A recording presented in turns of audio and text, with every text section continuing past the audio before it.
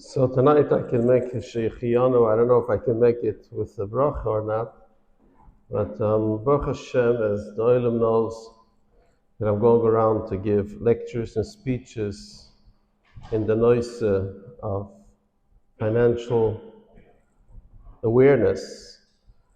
And Baruch Hashem, I gave already a lot of speeches in Yiddish, but English, this is my first, so this is my Sheikhiyanu.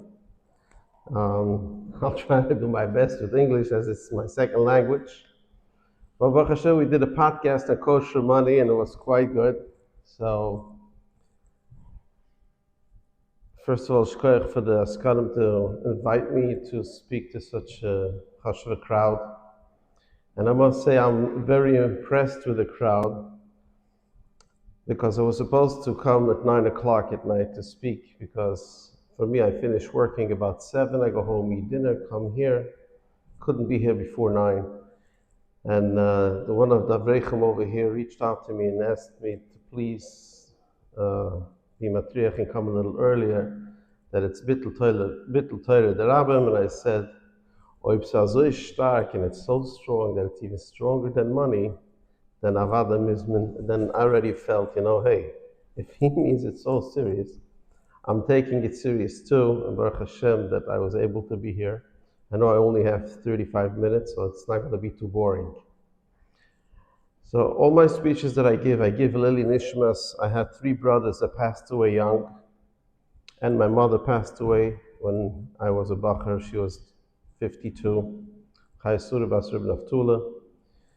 My brother, Heichal Yehuda Tzvi, he was a bacher of 21 years old. He didn't get married. So in his simchos, we speak about marrying off children, Baruch Sadas. And then I had a brother, 44 years old, that passed away, Plitzling. And he left over an almana and 13 years without any life insurance. And we had to really struggle to get it through. So that's why I speak in the noise of life insurance. And I had a brother, Yosef, Olav Ashul Meguna Rebbe in Torah Tamima. If there's any Torah Tamima, Talmidim over here. He was a Rebbe in Torah Tamima. And Yosef ben Avram Aluzer, he was in the middle 60s, didn't get to retirement age, so we speak about retirement, investments, Leil in Ishmusa. So the first thing I do is I start the benoise, the importance of understanding what is a dollar. What is a dollar? Today's days, most of us don't even know what a dollar is. Our president wants to abolish pennies, and soon they're going to abolish the dollar as well. We think a dollar is a piece, it's just a piece of paper. $100 is money, $1,000. A dollar? What is a dollar? What is $5? And once a person understands the value of a single dollar, his whole life will be different. In Avodas Hashem, there is 2 mahalchim. There is the simera v'asei tov. There's a big machlokes, what comes first. If it first comes asei tov b'meila zan simera, or it's going to be simera and then it's going to be asei tov. In money, if you don't go to the asei tov by understanding what a dollar is, you'll never be able to do simera because you never get to that point to understand, okay, So let's start with the simera first, and then we'll get into the asei tov. It's the noise of credit cards, spending without a limit, and being in control of your finances. As you grow older, you understand when you're already in the position where you're stuck and you don't know where to move. You understand that you were not smart in your younger years. So as you said before, that over here there's Avreichim that in the younger years it's very important for them to hear this. And even for the older people, I still practice this every day. So I speak about credit cards. Today's days it's impossible to live without a credit card. There's a movement now that tries to make an awareness by Klal Yisrael to stay away from credit cards and go over to debit cards. So there's a plus and there is a minus. There are people who are having all their finances coming in on a controlled way. That means they have a payroll that comes into their bank, and that's the only way they get money. They don't have deals here and there where they get money. It's all on a payroll base. Goes into a bank account. I can understand the nicer you use a card, because then what you do is you connect an app like YNAB or Smart Money or any of those apps, that you start putting in that app all your expenses, and it gets linked to your bank accounts, gets linked to your utility companies, it gets linked to your mortgage, it gets linked to everything, and it starts putting together a whole balance for you. And you use a credit card and keeps track of your credit card payment, credit card spending, all your budgets for everything you need. And in those programs and in those softwares, you can set up, it's called envelopes, where you can allocate money for whichever thing you need, which is camp or clothing or Yom Tov expenses, which is great. But you have to be a real disciplined person and run with these programs and be controlled with these programs. Problem is, I can only talk about myself. I can't talk about other people. I'm not like that. By me, Aran, Aros, it came to say, guy, you don't know what's happening. All of a sudden, come the end of the month and you see a geschwollen bill over there of thousands of dollars, and you start asking your wife, oh, what's this Amazon every day? And then your daughter, coffee every day, and then, because it's a credit card, you don't feel it. Just go and you swipe. And Tamar is a stuff, if you still have this credit card bill being paid automatically, then it's all the way, because then by the end of the year, you're all lost and you don't know what's going on at all. So that's why there's a movement not to use credit cards for people who are like me, that are not fully balanced with these softwares and control. You work yourself into cash, because the nature of a person is, when he has cash and he knows he has a bundle of money and he starts spending that money and he sees this money dwindling, he starts getting himself into control. If you take your payroll, it's a few $1,000s, whatever it is, you allocate your monies, which goes for the mortgage and whatever you have this, and then for spending at home, groceries, bakery, shoe store, clothing, not talking about Amazon. Just the standard shopping, you switch yourself over to cash. Believe you me, your shopping is going to be a total different shopping. When you fill up your carriage in the shopping center and nothing has a price on the shelves, nothing. I mean, today's days, you have to go to the scanner in the center of the store maybe to see the price. You fill up your carriage. If you pay with credit card, you don't even look at the cash register, the machine. The numbers are flying, you're swiping your card before you know it, you're on the phone with your son's Rebbe or whatever it is, and you're already out of the store and you don't even chap what's happening. The same person stands in a grocery store with a cash register, and the total pops up over there, $895, and the guy says, what? Yeah, $895. And he takes out his bundle of money they took out from the bank, and he has over there $1,500 or $2,000 that he has. Okay, and he starts at $895, and then he goes into the wine store, and then he goes into the fish store, and then he goes from store to store to store. By the time he comes home, this whole pile is gone. Then he starts feeling the pinch in his pocket, because he sees in front of his eyes his money depleting. When you live on a credit card, you do not see it.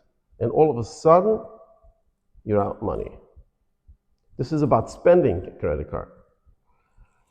But tell a person, don't have a credit card at all. I don't say that, because let's live in reality. Let's say a person makes the $2,000 a week. He makes this $8,000 a month. And he has his mortgage, rent, expenses, harm limit, whatever he has. The guy. It comes out of Pesach, he needs to buy. We need matzahs, we need wine, we need stuff.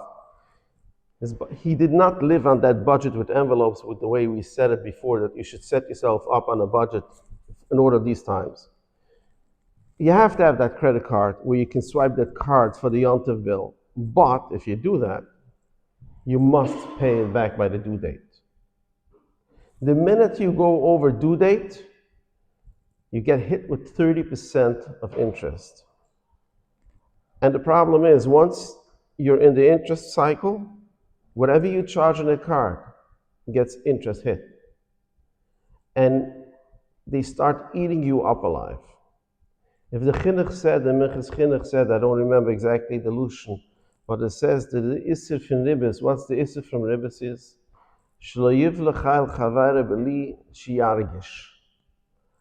Someone should not swallow his friends' havings without he should feel. Paying interest in credit cards starts eating you up and you don't feel it. By the time you end up the year, keep on paying interest, it's impossible to survive and to have money in your later years. So it's a very, very, very important topic. First of all, is the credit cards. If you can stay off it, live on cash, you have a way better control of your finances.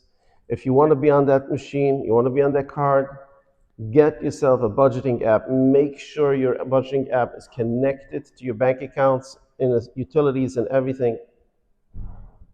And then chutz miz, there's a very good thing for once or twice a year. Sit down with your b'nai bayis, with your wife.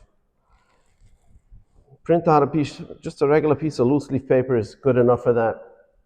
Put your income and start listing all your expenses and keep tab of a month of your expenses just to see how you live.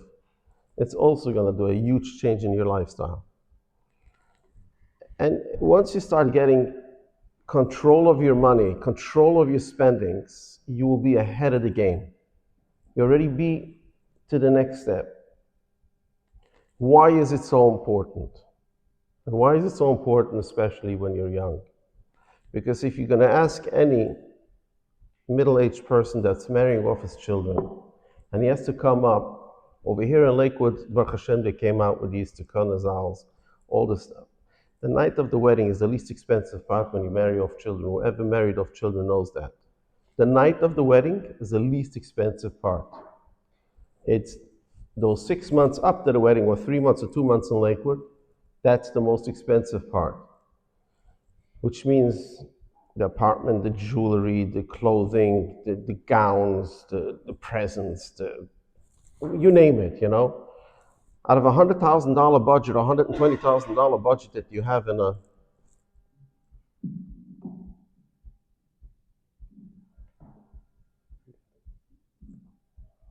out of a $120,000 budget that you have, is that it?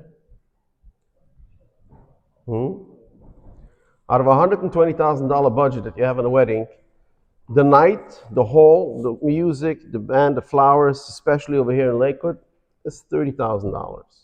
$90,000 has nothing to do with that night.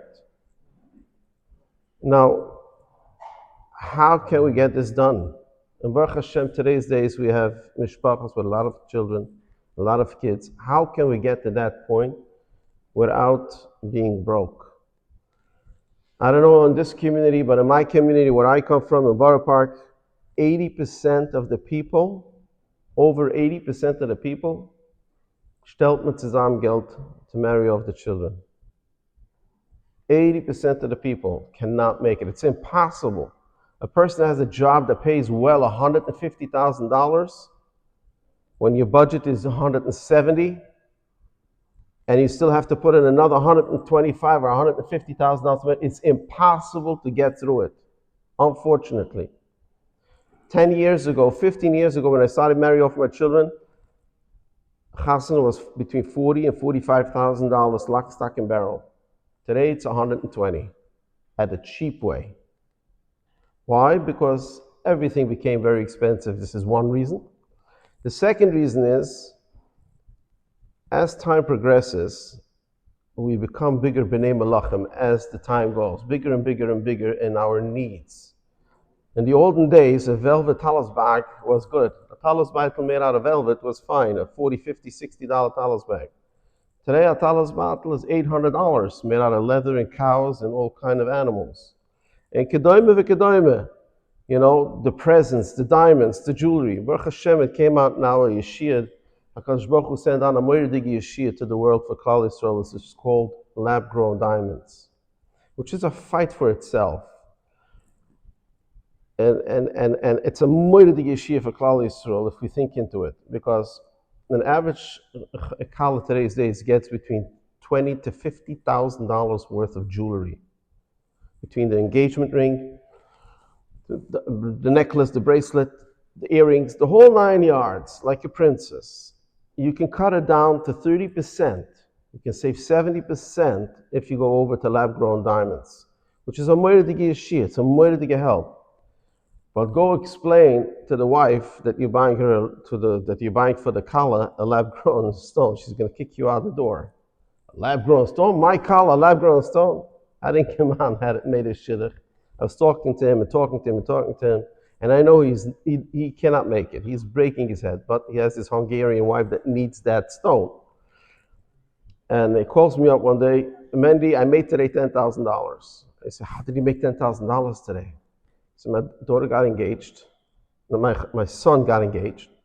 I went out to buy a diamond. I didn't tell my wife. I didn't tell anybody. I picked up a lab-grown stone for $1,000.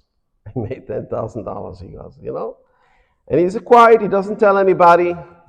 In the Bahnfurt, everything is fine. Believe you me, the Kala has no idea what she got. She's going to be happy whichever way it is. And so fine, this is good, this isn't everything it is. What is that? She'll never find out. You tell me how many people can tell you to look, and you tell me if there's a woman that goes out to take it to a gemologist to check the stone, if it's a real grown under the water or it's grown in a lab, then she deserves a divorce. Okay? Whoever has such a wife, Rahman al-Islam. So an average woman will not find out. And again, 2 years, 3 years down the line, you want to tell her it was a lab grown? Go ahead. But I don't think Matiros gonna. I really don't think you're chayv and I know. I really don't think so. Because you didn't do a kinyan with a diamond to say, I'm buying you with this and this type of diamond. It's a present. It's a gift. So, let's not get into that. That's a total different topic. I want to tell you something. I have a big gear in my shul where I daven, and I told them, me and you both are not allowed to wear a real Rolex. For me, nobody's going to believe it's real. For you, nobody's going to believe it's fake. So it's a shudagel. Don't pay money for Rolex. But let's not go there. To buy fake jewelry and say it's real, it's not fake. A lab-grown diamond is not a fake diamond. It's a real diamond. What's the difference if it's grown in a lab or it's grown under the water in a sea 5,000 feet below or whatever? Who cares? It does the same thing. But let's not go there. Let's continue. We have to find a mahalach. How could it be that we should be able to come to the position where you're marrying off your children with Archuvas Hadas? When you get to older age, you should have money to live off. So I came up with a mahalach. It's called the S&P 500 mahalach. I'm sure it's not news to this community about the S&P 500, what this is. In the Hasidic world, it was kind of so much news that when I gave a drasha in the Hasidic community, a husband went home to his wife and told them, I just heard the drasha, there's a guy, Feferkorn came, he opened the company, S&P 500, he's trying to sell us. We should buy in his company. So anyways, I don't think I have to go on in full depth for the S&P 500, but we'll touch it just at a tip of it. The S&P 500 is the 500 strongest companies in the United States, which is the strongest companies of the world. There is stronger companies in different places in the world other than the United States, but the S&P 500 is the strongest companies in America. The stock market in America always went up. There is years that it went down, but if you take it in a long of a 20 years or 30 or 40 or 50, always went up, and the ladder went up. The average that the S&P 500 did is an average of a 10% annual return, even on its worst years if you do a 20-year. If you do a 10-year, the worst years was flat. The best years was about 18% when you do best to worst. But if you take 20 years, at any 20-year period you'll take, you hit between 9 and 11% on average. So if a person takes a certain amount of money, puts it away, and before I start going into that, I put it on the front page. You can see I brought down chivas from Tzedukah Mishpet that you're allowed to use your maser money to do that. To take money, especially if you're a person that knows that you will not have money. I mean, according to what your earnings are now, you're not going to have money to marry off your children. Your children are the first tzedakah, like the Rebbeinu Bechaya says. Your children is aniyah ircha. They come before everybody. You're allowed to take your master money. You'll study through the different Pesach Chivas and for Zilberstein about the master. You'll study it. You look at it later. But let's look at this page at Chasen Aplan. If a person takes $5 a day, market is open 5 days a week, Monday, Tuesday, Wednesday, Thursday, Friday. That's $25 a week. If a person takes $5 a day, look at the left side. Starting balance is 0. Annual rate, a return rate we spoke is approximately 10%, right? Duration of 20 years. Periodic addition of $25 a week. Weekly is this. Your investment value will be at $82,000, $82,873. Your investment, your contribution was $26,000.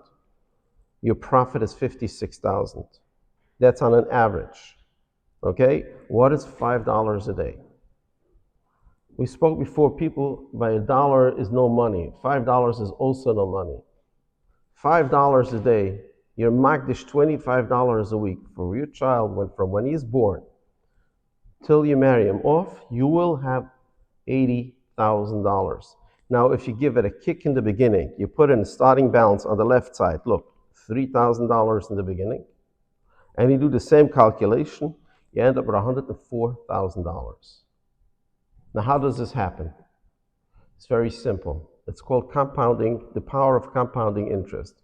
Now, when you invest in the S&P 500, you're not investing in a compounding interest fund. You're investing in a product that goes up in value. It was in value $100 now, and in 20 years it's $1,000, whatever it is. So you didn't get interest on your money. Your value grew. But the growth on an average of 20 years is like you would have put it into a fund that gives you interest on your money, which is an average of 10% annual return. So this is how we did this calculation. And the same if you're a little bit more babatish and you want to be a little bit more babatish, you go for $10 a day. That's $50 a week. It comes out about $200 a month. Rabbi Yisrael says, "Gunisht. I've been doing this for the past 30 years. Myself, this mahalach. That's why I came up and arose to go out in public and give this advice. Because nobody comes out to give this advice. The main reason is because people, when they sell something, they need to make money. Nobody can make money out of this. $5 a day, 20, no financial advisor, no wealth management, nobody will look at you for $50 a week. And today's days, Baruch Hashem, that the technology became so wide available and everybody can go online to fidelity.com or to Charles Schwab or to any of those, or Vanguard, or any of those platforms. There's no minimums, there's no maximums. You can set these things up automatically. I have set it up for so many in Galat already, Baruch Hashem. You go into Fidelity, you open an account for every individual child. As many as you have, every child gets an account. You put in the kicker in the beginning, and then you start adding, you set it up automatically. Fidelity, you can buy fraction shares. So if you buy $50 in the Fidelity in a S&P 500 fund like the VOO, which trades an approximate 600 and something dollars, it buys in a tenth of a share, whatever it is, to get And so it keeps on growing. So it's extremely important to open for each individual child a separate account, to keep it separate, because then you also have cheshbon. You know, you have for your oldest, for the second, because what happens, someone asks me, why don't I put everything into one account? Because if you put everything into one account and you end up having your account $500,000, $600,000, $800,000, whatever we're talking, and then you start spending by the first chasana, you lose control because you see, you know, Baruch Hashem, this Feferkorn system worked, and now it comes to chasana. I have over $500,000, $600,000. You'll splurge, you'll get, you know, and you'll spend $200,000, $300,000. By the time you're by third or fourth child, you're broke. And that's why it's so important to have for every child. Have them contribute as well, their babysitting money, their bar mitzvah money, their lemonade stand money, whatever it is. Have them contribute to their account. They should feel it's theirs. Let them look at it. Let them see their money grow.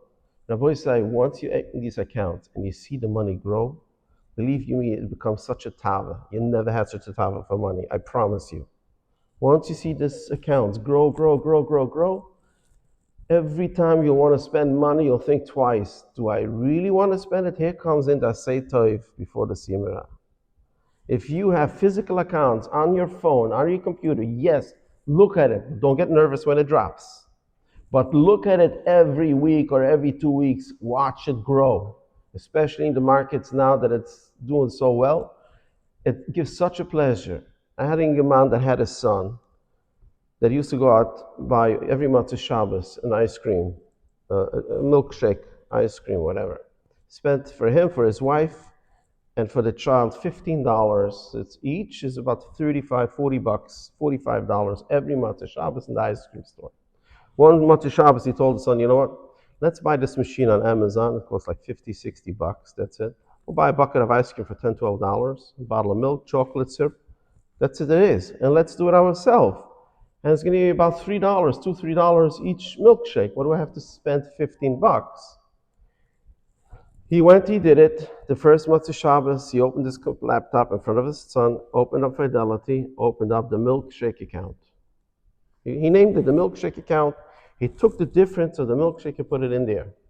After 2 months, as he saw it growing, the whole shop, his son goes to shopping. Dad, does it pay to buy, or let's put the money into the milkshake account? Everything, the whole Mahalach HaChaim went to the milkshake. And I'm telling you, it works wonders. Once you start setting up these accounts, you will see such a brucha. And if a lot of people ask me, what is if I already have 5 children, 6 children, 7 children? How much do I need to put in for every child? So I have on mendyfeferkorn.com, I made a website, which is totally free, Baruch Hashem. And I have an amazing calculator over there where you put in your goals. You see, if you look at page 3, you put in your goal $100,000. You put in start age of the child is 9, end age is 20, and a 10% return. His weekly contribution to his fund has to be $96, either weekly or $416 monthly or yearly, and you see the vested is $54,045. As you go down the row over here, you see the younger the child, the less his contribution has to be. And then on the bottom, you get a full total of contribution per week. So let's say for the top scenario, you have to put in $335 a week to reach your goal to have every child their money that you need to marry them off. And then if you do a kicker in the beginning of the $5,000 per child, you see on the bottom, you put in $25,000, you bring down that monthly or weekly contributions to less money. So because a lot of people have laying money and they want to know how much I put in, but everybody should go onto the website themselves, open up the calculator. It's very simple to use. Make your cash from what it is. And now I want to show you a fascinating calculation on page number 4.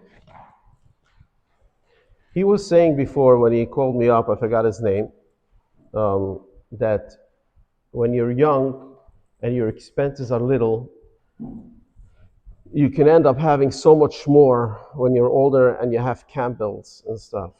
Now let me show you what means the first 13 years of your marriage, when you don't have yet a mortgage and you don't have camp bills and you don't have high school bills and you don't have all these heavy expenses in life. If Ingeman takes, this is actual real numbers that I put onto a calculator that has connected to the data from the S&P 500. If in 2005, in August, look at that, August 2005, till August 2018, which is 13 years. If the Avrech takes $20,000 from his droshe geshank, from his the money the girl made before the chasana, whatever, you take that kicker of $20,000. You start adding every month $1,800. Now, a lot of people ask me, $1,800 is a lot of money. So first of all, there's the tax income credit that a lot of people get back. That's about $10,000, $12,000 a year. You can put it in here. Or start adjusting your vacations, adjust your expenditures, adjust where you're spending your money, find where your priorities are. But I want to show you something so important. If you do this and you do crunch your numbers and you put it in there, that $1,800 a month, you would end up in the 13 years invested, look on the bottom in the pink, there's $300,800. Your net withdrawal would be $693,000. That's physical. Now you leave that in the account and you don't touch it. From age 33, let's say you married at 20 and you go up to age 33. Age 33, you're starting bar mitzvahs, you're starting candles, you're starting all the other, you don't have that $1,800 to put it away. You don't have to add a single penny to this fund. Don't add anything. Just let that money sit for another 7 years, up to August 2025, which is this year. You would have had in the account, that means if you would take that 693, you see that was before, and you leave it there, zero contributions, the total with dividends reinvested would have been $1,782,000. Now, boys, it's mind-blowing numbers. $1,800 a month for 13 years, you have $1,700,000. Now look at the chart next. You already reached age 40 when you have this money, and we put it in the first, that green box. We start withdrawal at age 40 when you start marrying off your first child, $125,000. Annually, you increase it with $5,000. Now, boys, by age 60, you're already taken out $225,000.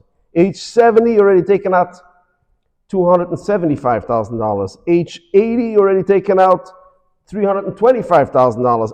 It goes all the way up to 95, you take out $400,000. Now, boys, you hear numbers? $1,800 a month. Again, $1,800 a month for 13 years, for your first 13 years of life. So you don't go business class to Sulam points, and you don't go to the B'Shaila every 6 months, and you don't go to, again, I'm an go to the B'Shaila, but I mean to say, you start watching your first 13 years where you're honeymooning, and you're flying around the world, and you're having a good time, and you're having sushi boards, and you're having fish boards and meat boards. Cut your balances. Make sure to fund this thing. You'll have menuchas hanefesh and menuchas hagif for your life. And if, let's say, Cholil v'chas, a person passes away at age 85, this fund would still be worth $2,396,000. This is $1,800 a month. It's like, that's it. It is for 13 years. It's mind-blowing. It's real numbers. Challenge anybody to go online, do yourself, calculate, and you'll see it yourself. And this, what I did over here, is on a 10% annual return. This is over here, had 14 years from 2018 to 2000. It was 14%. This was 11%. This is real numbers. This is hypothetical numbers on 10%. 10% I can be very comfortable that it's going to make, because we're on the beginning of the dot-com bubble. The AI explosion. And the market will do good. We're in a whole transition of the world, so I'm not scared. This is the noise of how important money is, what a dollar can do. $5 a day can marry off your child. This is how important money is when you're young. Not to spend it on the wrong things, live with a budget. The next thing I want to go in is the noise of in retirement. I'm sure a lot of people over here have 401ks and things, and if not, either you set up this your first 13 years of your life and you have your retirement money running over here, or do the $600 a month now and build it up. Rabbi says, "Azoy wichtig." I had a Malamed called me up, and Geman called me up, and he wants to come to me with geld. He's coming to me to I should give him money. What is? His father's 72 years old, 75. He doesn't have any retirement fund. He gets the Social Security. He gets $900 a month. And his rent is about $2,500, and his food and this and that, they need about $4,000 a month. I should give him money. So I asked him, Ingeman, he's 55 years old. Did you start your retirement fund? And he goes, no. So I asked him, so what's the cheshbon? 10 years from now, when the exam wird auf teute bankes, the school will kick you out, and your son will go for donations for you and for your father, right? So everybody gets on and does. Rabbi say it's extremely serious. We have to make retirement funds. It's so important. Baruch Hashem, I mean, over here in Lakewood, I've been in touch with a few Moses, and I do want to push it very strong for the Moses to open up retirement funds for the Malamdim and the teachers and everybody. It's so important because I've been speaking over here to people, and they're literally going through Gehenna to be able to survive their monthly payments because they do not have any in their Lake Kodesh. They do not have where to live off. This is the nice of retirement.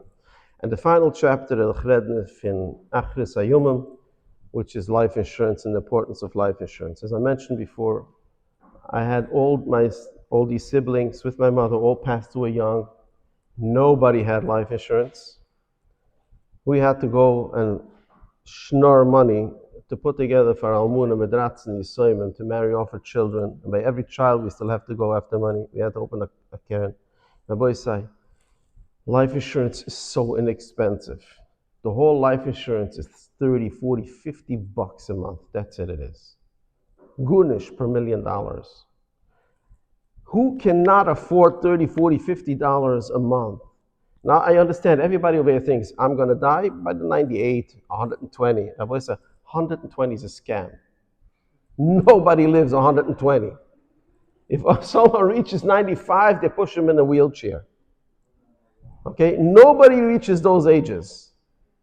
And it's so important to understand, and I can tell you, I'll leave you out the Suri, what we went through, the bishis and charpas that we went through, that we had to put together money for Almanas and Yisoyim. And nobody wants that his Almuna Yusim, Chulil v'chas, Leben is 120, yeah?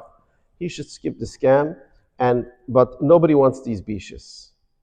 So it used to be such a thing as, it's still not used to be, nachals. Why didn't my brothers have life insurance? What was the reason for it? One had $100,000, another one had $50,000. Why?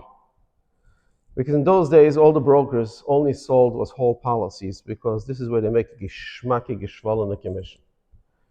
When they sell a policy of $250,000, which is a $2,500, $3,000 annual, they make $3,000. They sell a policy for $1 million, it's $12,000 a year. They make $12,000 the first year. Now you tell me how many Avrechim can put away $1,000 for life insurance? And anybody that has 5 children must have at least $2.5 million.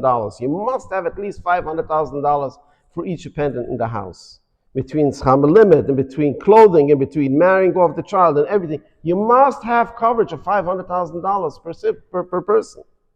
Now, you can't afford it. Go tell a guy to get it. It's $2.5 million. It's like $30,000 a year in premium. Who can afford it? So nobody had it.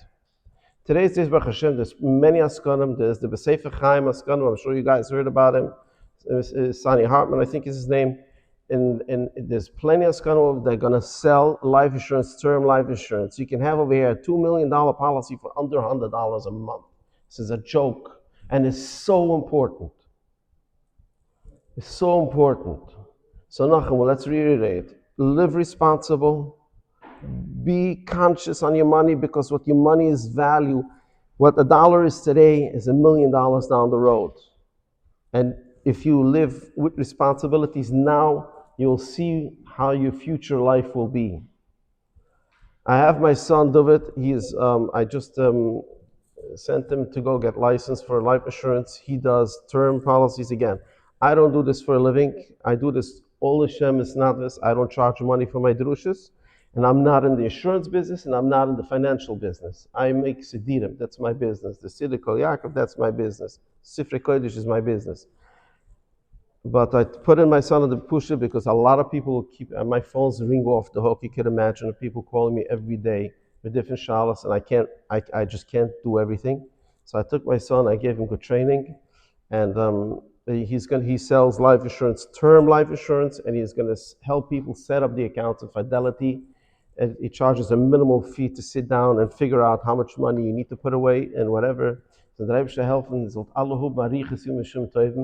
in leben bis 150, in nicht nur bis 150, ad bis gold zedek bim harve meini, bis mit shich tzkeni, in binya beis amigdash. Shkoyach, and sorry for the 5 minutes delay. Shkoyach. Rabbi says Shkoyach, sorry if I could just end off. First of all, Shkoyach for Mendy for doing this.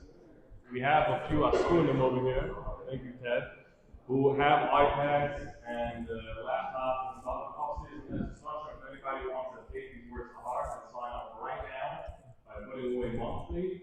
Last month of Shabbos, we had a dozen people from this neighborhood, including actually a few people over here. Thank you for spending time coming. You're welcome to come again.